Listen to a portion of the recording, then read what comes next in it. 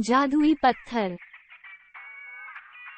एक बार की बात है, दूर किसी गांव में पवन नाम का एक लड़का रहता था। उसके माता पिता बहुत गरीब थे और वे निर्माण स्थल पर मजदूर का काम करते थे। पवन को पढ़ना बहुत पसंद था, इसलिए वो अपने स्कूल की फीस देने के लिए लकड़ी के खिलौने बनता था। उसे उन खिलौने से थोड़े बहुत पैसे मिल जाते थे। एक दिन जब वो खिलौने बेचकर घर वापस आ रहा था, तब उसे रास्ते में एक पत्थर मिला।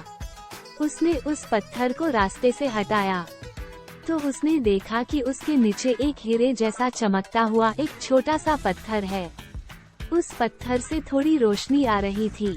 उसने जैसे ही उस पत्थर को उठाना चाहा, उसमें से जोर से आवाज आई और एक जीनी प्रकट हुआ। उसने पवन से कहा, तुम एक दयावान और भले लड़के हो, इसलिए मैं तुम्हें ये पत्थर दे रहा हूँ।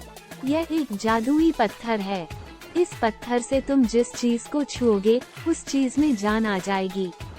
उसने घर जाके लकड़ी से बंदर, जिराफ और गाय बनाई। फिर उस पत्थर से उनको छुआ।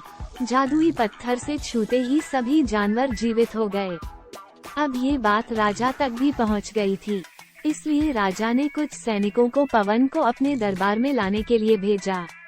सैनिक पवन को राजमहल में ले आए। राजा ने उससे सारी बात पूछी और पवन से राजा को सब सच सच बता दिया।